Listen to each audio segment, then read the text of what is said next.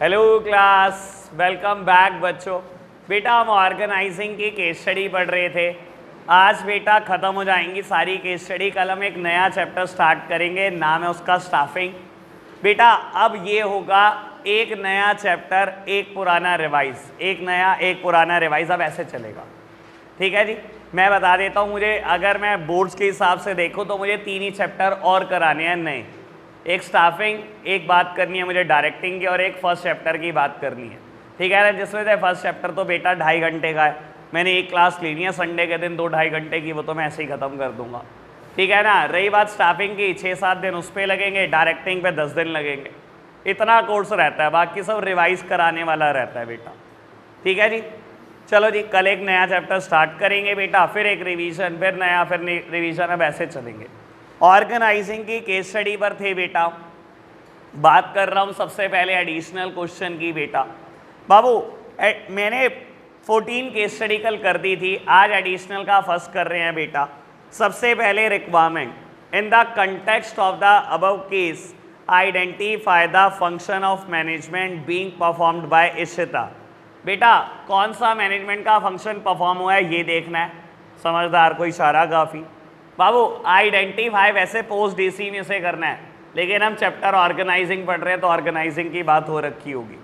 B part, describe briefly the various step involve in a performance of a function of management as identified in part A of the question. बेटा आपको कहता है बहुत सारे step perform हुए हैं बेटा केस में, आपने आइडेंटिफाई करने हैं। बेटा ऑर्गेनाइजिंग में 4 ही स्टेप है, वैसे याद हो तो। Identification and division of work, departmentalisation, assignment of duties और एस्टैब्लिशिंग रिपोर्टिंग रिलेशनशिप। ठीक है, अगर मैंने अगले क्वेश्चन में पूछा ना स्टेप और अगर नहीं बताए गए तो अभी रिकॉर्डिंग बंद करके अभी दोबारा सुनाना शुरू कर दोगे आप चैप्टर, पता नहीं है आपको फिर। चलो जी, लो प्यारे बच्चों पढ़ना शुरू करते हैं। Ishita work as a corporate event coordinator in an event management company. She has been made an overall official in charge for organizing a painting exhibition for one of the client of the company. बेटा event management company में काम करती है और आपको पता है event management company क्या करते हैं, बहुत सारे इवेंट ऑर्गेनाइज करते हैं।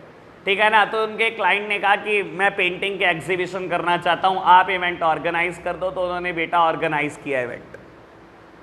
For ensuring that the exhibition take place successfully, she identify the various activities involved and divide the whole work into various task group like marketing committee, decoration committee, reception committee. बेटा अगर आपने ढंग से पढ़ा हो तो उसने बोल दिया कि कौन कौन सी वेरियस एक्टिविटी इन्वॉल्व है, उसने उनको आइडेंटिफाई करा और डिवाइड कर दिया, और बेटा जब कमेटी बना दी तो ये डिपार्टमेंटलाइजेशन भी कर दिया। ऑर्गेनाइजिंग का पहला स्टेप क्या बोलता है, identification and division of work. Total काम को आइडेंटिफाई कर लो, उसके छोटे छोटे टुकड़े कर लो, एक जैसे टुकड़ों को इकट्ठा करके डिपार्टमेंट बना दो। यही सब कुछ हो चुका है बेटा। मार्केटिंग कमेटी बन चुकी है, डेकोरेशन कमेटी, रिसेप्शन कमेटी बन चुकी है। In order to facilitate coordination within and among committees, she appoint a supervisor of each group. Each member in the group is asked to report to their respective supervisor and all the supervisor are expected to work as per Ishita's order. Sir clear है, एक supervisor होगा हर committee का, और बेटा अगर आप किसी committee में काम कर रहे हो तो आप सुपरवाइजर को रिपोर्ट करोगे, और सुपरवाइजर रिपोर्ट करने वाला है बेटा इशिता को। बेटा सबको सबकी ड्यूटी क्लियर, सबको सबकी रिपोर्टिंग रिलेशनशिप क्लियर, खत्म, सब कुछ है, यानी कि पूरा प्रोसेस चिपकाया हुआ है। ओके बात, बड़े आगे, सिंपल क्वेश्चन था बेटा ये। आगे बढ़ते हैं बेटा, सबसे पहले बात करते हैं रिक्वायरमेंट की। Next question, which function of management is being discussed in the above case. और बेटा बी और सी पार्ट भी पढ़ लेते हैं एक बार। वैसे मैं कभी नहीं कहता, मैं हमेशा कहता हूँ अगर रिक्वायरमेंट 2 से ज़्यादा हो तो पहले 2 हैंडल कर लो। इसने बोला फंक्शन ऑफ मैनेजमेंट, क्योंकि मुझे पता है आंसर ऑर्गेनाइजिंग है, इसलिए हैंडल करने में कोई टेंशन यानी, इसलिए मैं पढ़ रहा हूँ बी और सी दोनों। कहता है identify the framework created by the Karan within which all managerial and operating task are to be performed in his organization. और बेटा सी पार्ट बोलता है name the type of framework as identified in part A of the question, also give any 2 advantages of it. बेटा B part में इसने पूछा framework का नाम लिख दो बेटा। आपको पता है बेटा, कल मैं बोल रहा था जब भी फ्रेमवर्क का नाम पूछेगा तो बाबू आपको स्ट्रक्चर की बात करनी है, फंक्शनल या डिविजनल। लेकिन यहाँ पर ना बेटा इसने ना बड़े स्मार्टली 2 क्वेश्चन पूछे फ्रेमवर्क पे। इसने पूछा ऐसा कौन सा फ्रेमवर्क है within which all managerial and operating task are to be perform, और बेटा सी पार्ट में बोलता है फ्रेमवर्क का टाइप लिख दो। यानी कि बेटा आपको बता देता हूँ, जब आपको आइडेंटिफाई ऑर्गेनाइजेशनल स्ट्रक्चर में से करना है, यानी कि मेरे को आइडेंटिफिकेशन फंक्शनल या डिविजनल स्ट्रक्चर करना है, तो आपको ये बोल देता हूँ, जब उसने कहा ना फ्रेमवर्क का नाम लिखो बी पार्ट में, और सी पार्ट में कहा उसका टाइप लिख दो, तो बेटा जब टाइप पूछ लिया सी पार्ट में तो फंक्शनल या डिविजनल मुझे टाइप सी में लिखना है, ठीक है ना। किस टाइप का फंक्शनल, किस टाइप का मैं ऑर्गेनाइजेशनल स्ट्रक्चर अडॉप्ट कर रहा हूँ, ये मुझे सी पार्ट में लिखना है। बी पार्ट में इसने पूछा फ्रेमवर्क का नाम लिख दो जिसकी वजह से सारे टास्क परफॉर्म हो पाते हैं बेटा, ठीक है ना बाबू। फ्रेमवर्क का नाम ऑर्गेनाइजेशनल स्ट्रक्चर है। बी पार्ट को पढ़ने की जरूरत नहीं है आपको, ये कोई केस से नहीं आइडेंटिफाई किया मैंने। इसने सी पार्ट में पूछा फ्रेमवर्क का नाम, फ्रेमवर्क का नाम कल ही बता चुका हूं, फंक्शनल या डिविजनल है। और बेटा फंक्शनल या डिविजनल किसके टाइप है बेटा, आपको पता होना चाहिए, ऑर्गेनाइजेशनल स्ट्रक्चर के। तो बी पार्ट का आंसर बिना केस पढ़े ऑर्गेनाइजेशनल स्ट्रक्चर है। सी पार्ट में मुझे देखना पड़ेगा फंक्शनल या डिविजनल है, और ए पार्ट में इसने पूछा कौन सा मैनेजमेंट का फंक्शन है, चैप्टर ऑर्गेनाइजिंग है तो ऑर्गेनाइजिंग की बात तो पक्की होगी। चलो खैर देखते हैं। After completing a course in travel and tourism, Karan started his own travel agency. In order to ensure smooth functioning of his business, he decided to create 14 job positions divided into 4 departments on the basis of functions, namely front office department including online queries, reservation department for airways, railways, roadways, accommodation booking department and securing payment department. In order to avoid any interdepartmental conflict, he decided to specify clearly the lines of authority and the area of responsibility for each job position. Sir इससे clear cut head हो भी क्या सकता है कि उसने बोल दिया बेटा कि 4 डिपार्टमेंट में डिवाइड करा, डिपार्टमेंट में कन्फ्लिक्ट ना उसके लिए ये किया। बेटा डिपार्टमेंट की बात चल रही है, किसी दूसरे प्रोडक्ट की बात नहीं करी, तो बात क्या चल रही है, फंक्शनल स्ट्रक्चर की। ओके बात, बढ़े आगे बेटा। नेक्स्ट वन, क्वेश्चन नंबर 3 बेटा A part requirement, identify and explain the function of management being discussed. Organising पक्का है, साथ साथ कुछ और भी हो सकता है। B part, describe briefly any 2 point highlighting the importance of each of the function. बस बस बस बस इंपॉर्टेंस बतानी है बेटा। अगर ए में आपने कोई भी मैनेजमेंट का फंक्शन आइडेंटिफाई करा तो बी पार्ट में उसकी इंपॉर्टेंस बतानी है। मैंने ऑर्गेनाइजिंग की इंपॉर्टेंस नहीं पढ़ाई, लेकिन मुझे ये दिखाना है कि ऑर्गेनाइजिंग है कहाँ पर, ठीक है जी। तो रीड करते हैं केस स्टडी बेटा, और सी पार्ट वैल्यूज है, वैल्यूज पढ़नी है।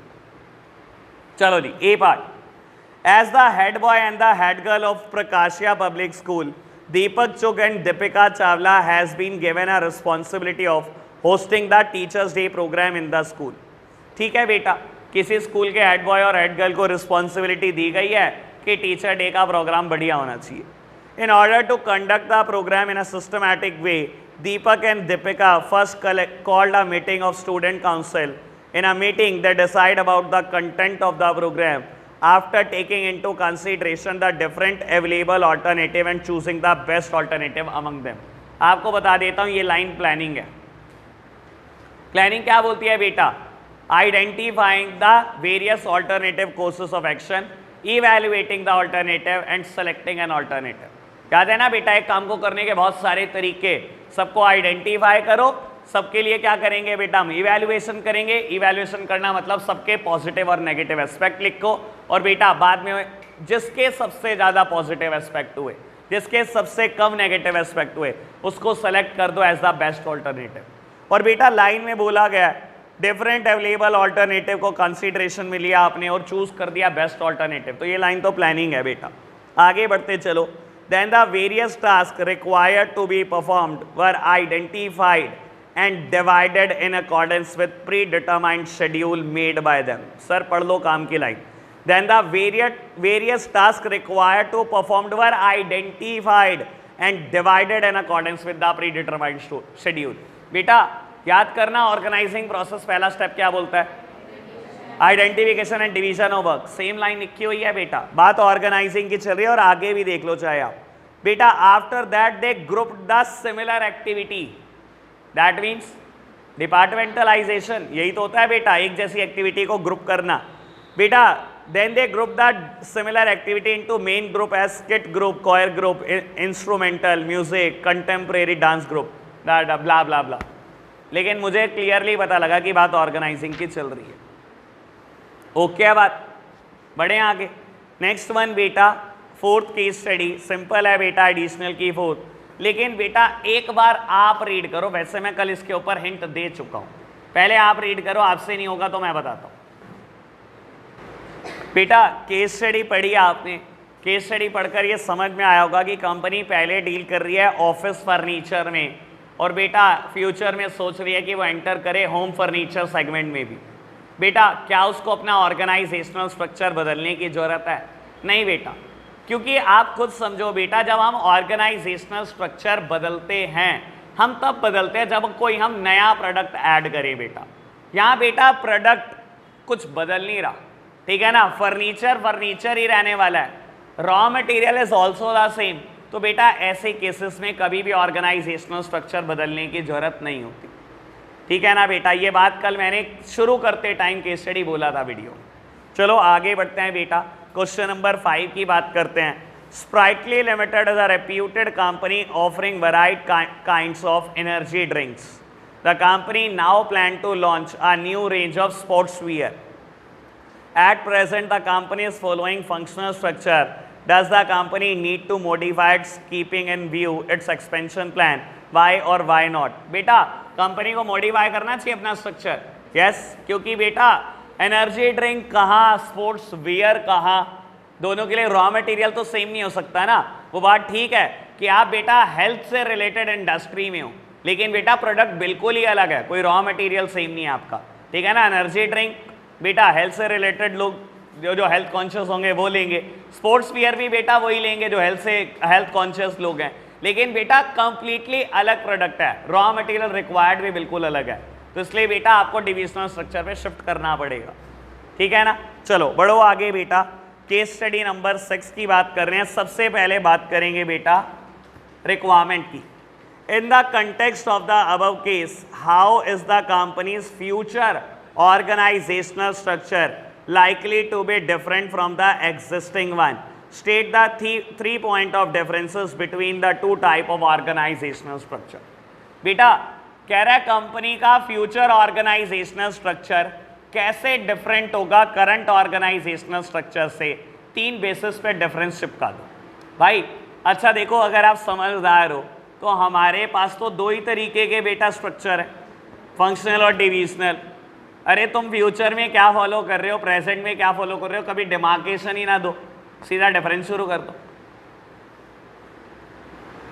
अगर टाइम बचाया जा सकता है बेटा, टाइम बचाने की कोई लिमिट नहीं होती बोर्ड्स में, ठीक है ना, और ये टाइम इतना वैल्यूएबल होगा आपको पता नहीं है, ठीक है ना। फिर भी मैं रीड कर देता हूं आपके लिए कि करंट में क्या फॉलो कर रहे हैं और फ्यूचर में क्या सोच रहे हैं वो, ठीक है जी। चलो, the activities and the employees in a Elegance Private Limited, a footwear manufacturing company, can be broadly grouped into 5 departments, namely production, purchase, marketing, accounts and personnel. Over the year, the company has grown and expanded its operation many folds. The company now intend to diversify into leather bag segment. पहले footwear manufacture करती है और आज बेटा leather bag में जाना चाह रही है। So its management has decided to restructure its operation. मेरे को तो पूरी कहानी समझ में आ गई और होप कर रहा हूँ आपको भी पूरी कहानी समझ आ चुकी है। बेटा पहले फुटवियर बनाते हो और 5 डिपार्टमेंट में डिवाइडेड हो, और आज सोच रहे हो कि डाइवर्सिफाई करके लेदर बैग बनाना शुरू करो, और बेटा कंपनी सोच रही है कि मैं रीस्ट्रक्चरिंग करूँ। तो सर आपको समझ आ गया होगा पूरा गेम क्या है। पहले फॉलो कर रहे हैं फंक्शनल स्ट्रक्चर, फ्यूचर में हम डिसाइड कर रहे हैं कि हम डिविजनल स्ट्रक्चर में जाएं, कोई 3 डिफरेंस लिखने हैं, चिपका देंगे, सिंपल बात। बढ़ो आगे बेटा, नेक्स्ट क्वेश्चन, क्वेश्चन नंबर 7। बेटा एक बार पहले requirement in the context of the above case, identify and explain the concept used by Smriti to share her work and authority with her subordinates. मतलब क्या किया आपने, मुझे तो समझ आ गया, डेलीगेशन किया, वैसे पढ़ लो, समझ आ चुका है बेटा। बाबू उसने खुद बोल दिया कि ऐसा कौन सा कंसेप्ट है जिसकी वजह से स्मृति ने अपना काम बांटा, वर्क शेयर किया, that means responsibility as well as authority share करी बेटा। वो तो डेलीगेशन के ही एलिमेंट है ना, बाकी फिर भी पढ़ लो बेटा। अगर वो 6 हिंट में से कुछ ना हुआ तो आंसर इज डेलीगेशन, अगर उनमें से कुछ हुआ तो आंसर इज डिसेंट्रलाइजेशन। याद है ना बात? Various level, autonomous plan, more autonomy, more freedom is given to the employees, ठीक है ना, इंडिपेंडेंट चार्ज, मैंने कुछ वर्ड लिखवाए हुए हैं, ठीक है ना जी। चलो पढ़ते हैं बेटा। Smriti work as a marketing manager in a small company. The company has recently launched a new brand of room fresheners through aggressive promotion. However, the product is less in demand and its sales are low. Smriti decided to study the reason for a poor likability of the product through a market research. Keeping in view the volume of work, she knew it will be impractical for her to handle it all by herself. बेटा हमेशा वैसे ये 99% case में यही line hint होती है। आप delegation की मैंने कल से 4-5 केस स्टडी पढ़ी, हमेशा ये लाइन आती है कि बेटा टॉप लेवल क्या है बेटा, ओवरबर्डन है, उसके लिए इम्प्रैक्टिकल है कि सारे वर्क वो अकेले कर पाए। चलो खैर आगे बढ़ो। In order to share her work she deploy a team of executives, she give them the necessary authority and assign them the responsibility to conduct the research and report back to her so that she can make the decisions. So simple है, कोई भी hint नहीं है decentralisation का, बात delegation की है। Question पढ़ के भी समझ आ गया था मुझे तो, ठीक है ना जी। बेटा जितनी आप प्रैक्टिस करोगे केस स्टडी की उतनी क्लैरिटी के साथ ये समझ में आने लगेंगी बेटा, और कभी आपके ऊपर हावी नहीं होंगी। आपने बेटा एक बार इसको छोड़ा तो ये इतनी हावी होकर उतरती है ना आपके ऊपर, आप सोच नहीं सकते, फिर आपको चीज़ें मुश्किल लगनी शुरू हो जाती है। जबकि मैं समझता हूँ केस स्टडी से आसान कोई चीज़ हो नहीं सकती। चलो खैर आगे बढ़ते हैं बेटा। क्वेश्चन नंबर 8, और रिक्वायरमेंट यहाँ पर लंबी चौड़ी है बेटा, कुछ 4 रिक्वायरमेंट है, ठीक है जी। चलो बढ़ते हैं बेटा। In the context of the above case, why is Manik suppose to give regular feedback about work to Atul. बेटा कहता है मानिक को अतुल को फीडबैक क्यों देना है रेगुलरली। पढ़ेंगे केस तो समझ में आएगा भाई क्या मैटर है। B part, can the authority granted to the subordinate be taken back and re delegated to the another person. ये अगर मैं केस से ना भी पढ़ूँ तो बेटा देखो एक इंसान के हाथ में पावर है, सामने देखना मेरी तरफ, एक इंसान के हाथ में पावर है, उसने किसी एक पर्सन को दे दी, मान लो ए को। बेटा वो कह रहा है क्या अथॉरिटी वापस ली जा सकती है, और वापस लेके क्या किसी रीडेलीगेट की जा सकती है किसी और को। भाई सीईओ के हाथ में पावर है, ठीक है ना, उसने किसी परचेज मैनेजर को कोई पावर दे दी और उसको लगा कि परचेज मैनेजर उस पावर को सही यूज नहीं कर रहा या निभा नहीं पा रहा।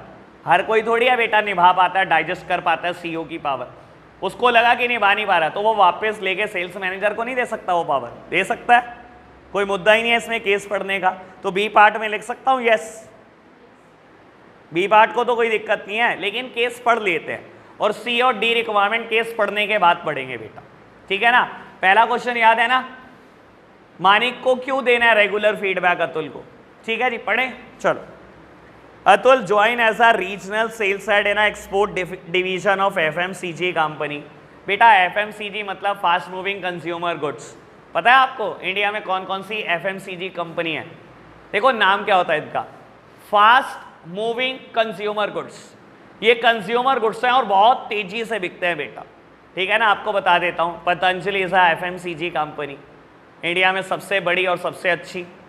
HUL हिंदुस्तान यूनिलीवर, नेस्ले की बात कर सकते हो आप, ब्रिटानिया की बात कर सकते हो, ITC की बात कर सकते हो। ये सब FMCG कंपनियां, पांचों जिनके मैंने नाम लिए, सबसे तगड़ी कंपनियां हैं बेटा ये FMCG सेक्टर में।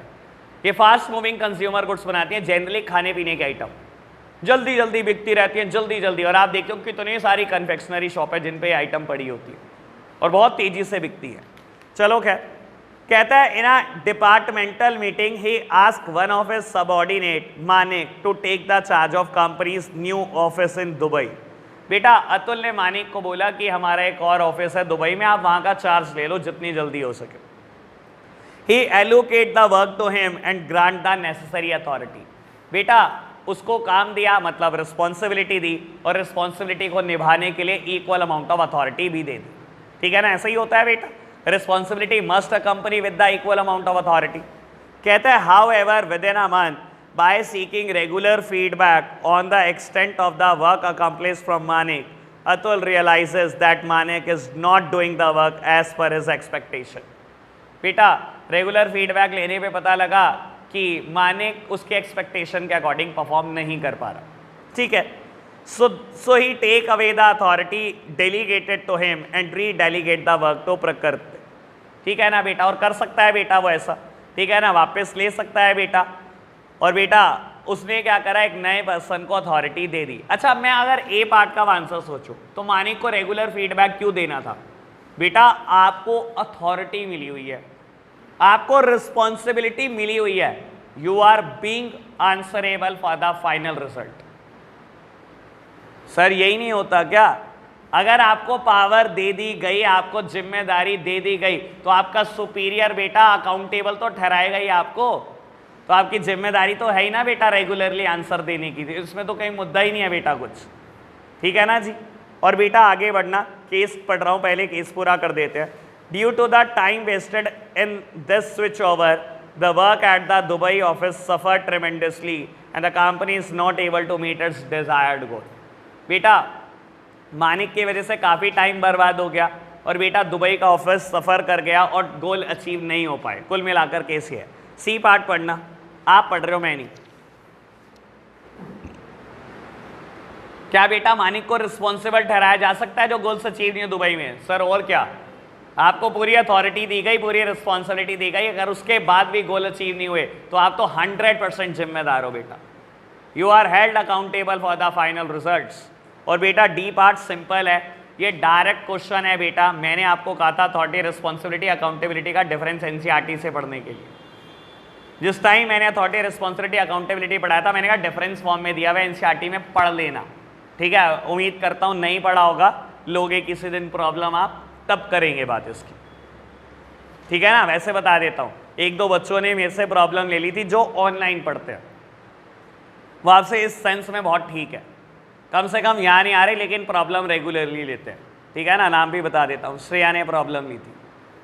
चलो खैर बाकी आपको पता कितना पढ़ना है आपको।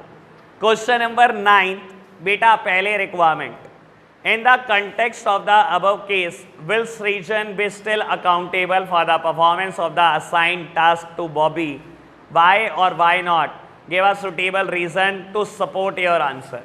बेटा इधर देखना मेरी तरफ, इसने दो नाम लिए बेटा, एक नाम लिया सृजन और बेटा एक नाम इसने लिया है बॉबी। बेटा ये बोलता है क्या सृजन को अकाउंटेबल ठहरा सकते हो आप उस जॉब के लिए जो बॉबी ने कंप्लीट नहीं करी, ठीक है। अभी देखते हैं बेटा, ये ऐसे ना मत करो क्योंकि आपको पता नहीं है, मैंने एग्जाम्पल भी ऐसे ही दिया था। आपको याद करा देता हूं मैं अपना एग्जाम्पल, जब मैंने आपको अथॉरिटी रिस्पॉन्सिबिलिटी अकाउंटेबिलिटी का डिफरेंस बता रहा था। बेटा किसी ऑर्गेनाइजेशन का सीईओ है, इसने सेल्स मैनेजर को बुलाया और सेल्स मैनेजर को बोला कि मुझे 50,000 यूनिट, शायद मैंने यही बोला था मुझे अगर ध्यान हो, कि मुझे 50,000 यूनिट एक महीने में बनी हुई और बिकी भी चाहिए। सेल्स मैनेजर ने कहा ठीक है सर ट्राई करते हैं।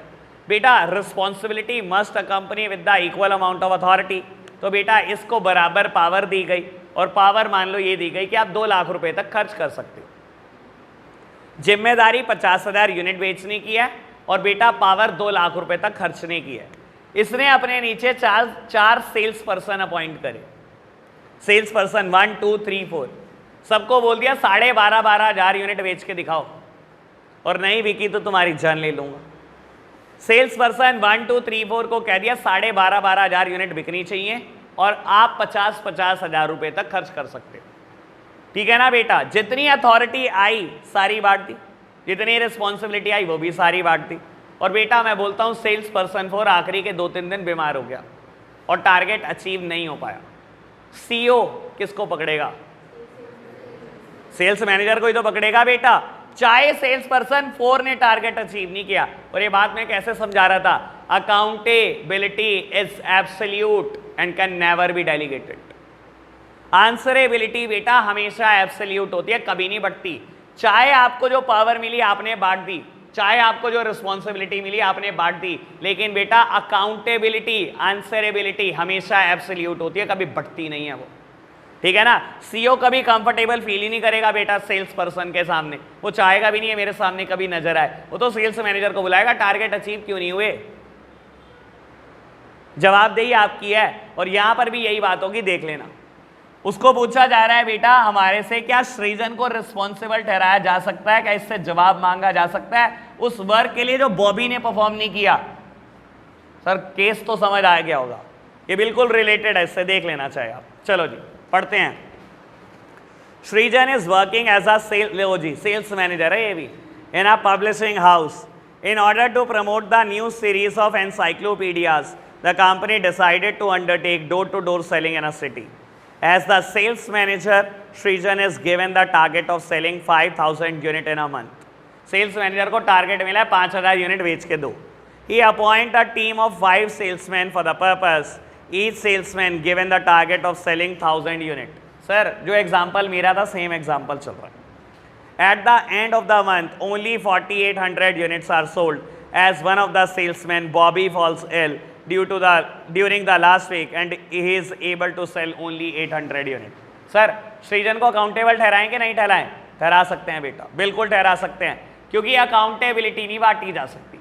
आपने पावर बांट दी, बहुत अच्छी बात, आपने रिस्पॉन्सिबिलिटी बांट दी, उससे भी अच्छी बात, लेकिन बेटा आंसरेबिलिटी कभी नहीं बढ़ती।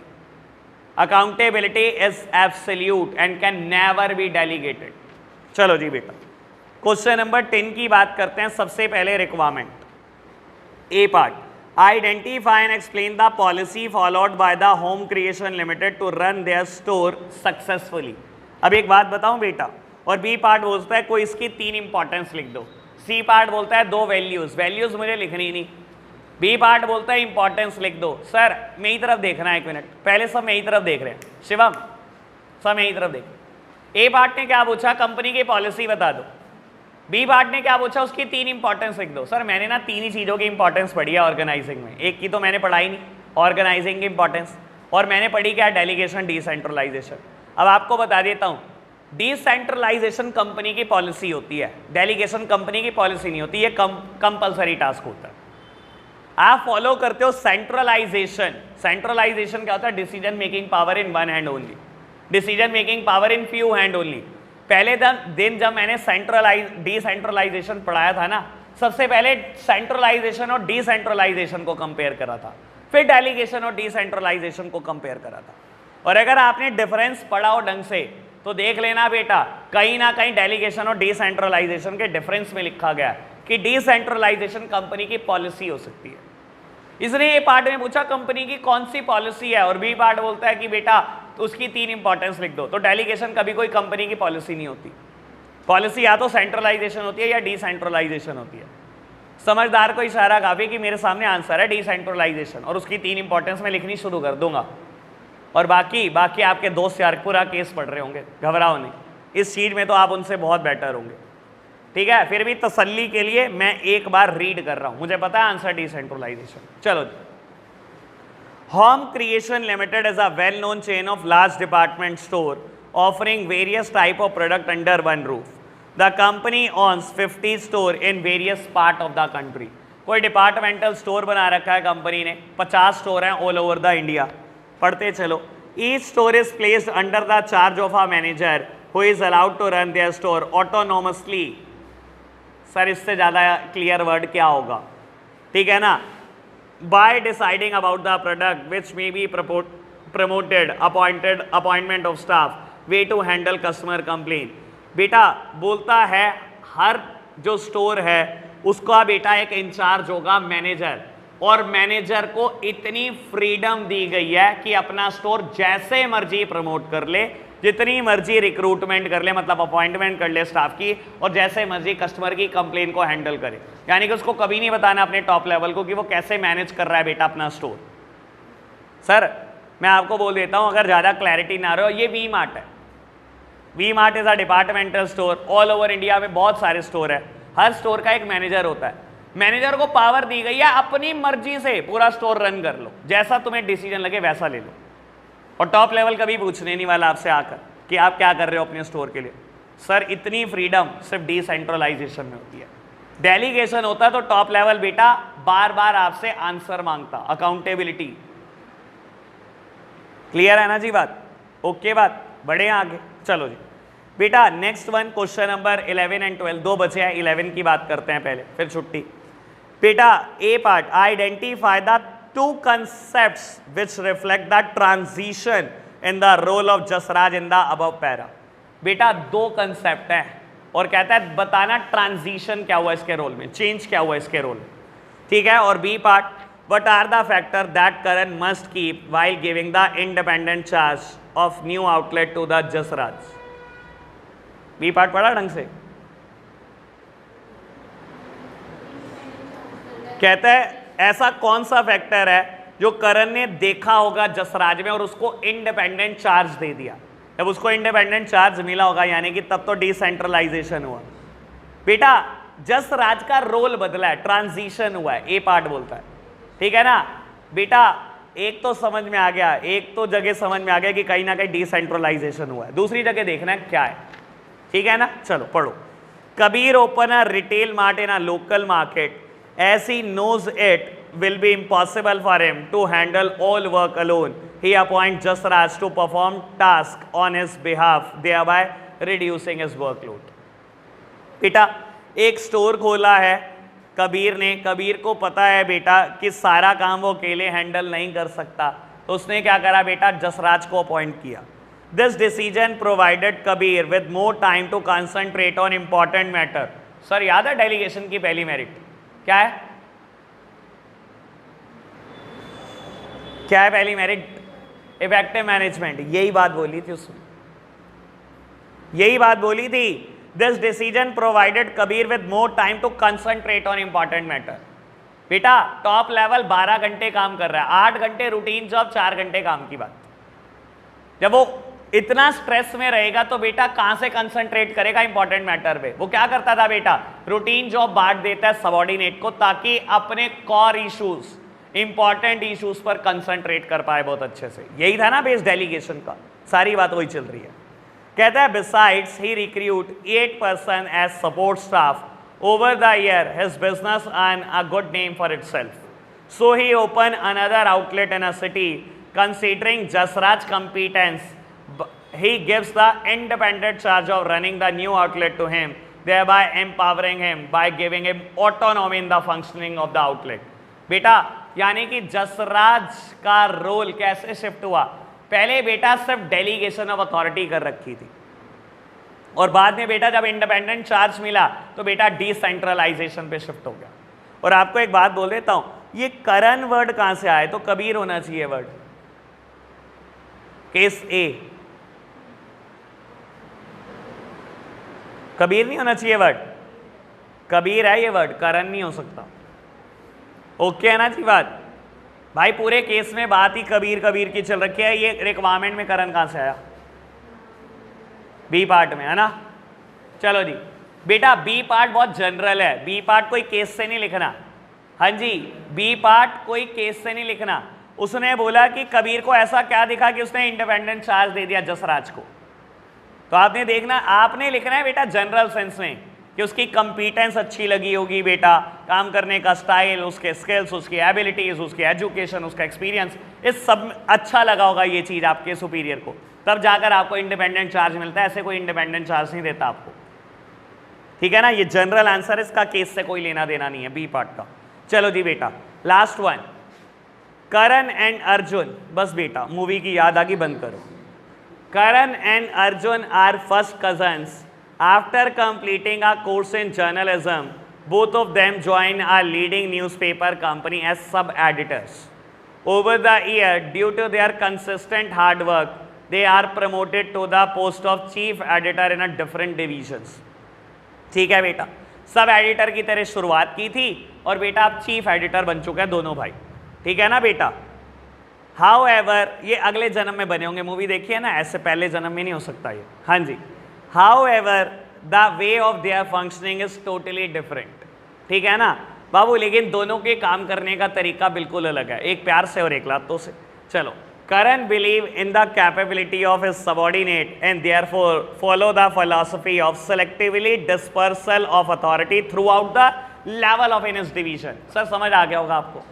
बेटा करण की फिलॉसफी क्या है? डिसेंट्रलाइजेशन।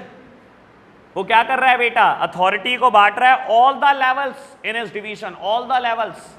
जब वेरियस लेवल की बात आने लगे तो बेटा बात ही डिसेंट्रलाइजेशन की चल रही है। और आपको बता देता हूं, यहां समझदारी भारी पड़ जाएगी। अगर अर्जुन में चिपका दिया ना आपने डेलीगेशन बिना सोचे समझे तो 0 मिल जाएगा, पढ़ लेना। On the other hand Arjun prefer to function through strict control and retain all the decision making authority with himself. यानी कि वो जो फिलॉसफी फॉलो कर रहा है वो सेंट्रलाइजेशन है। अर्जुन को क्या पसंद है बेटा? स्ट्रिक्ट कंट्रोल और डिसीजन मेकिंग सिर्फ अपने हाथ में रख रहा है। Decision making power in one hand only. Centralisation भी तो यही कहता है, ठीक है ना। आप जल्दबाजी में ये मत लिख देना डिसेंट्रलाइजेशन है तो अगला डेलीगेशन ही होगा, ठीक है जी। केस स्टडी खत्म। मेरे को लगता है हमने कोई केस स्टडी छोड़ी नहीं भाई इस चैप्टर से, सारी कर दी शुरू से आखिरी तक, ठीक है जी। तो आज के लिए हम इतना ही रखते हैं बच्चों, बाय बाय।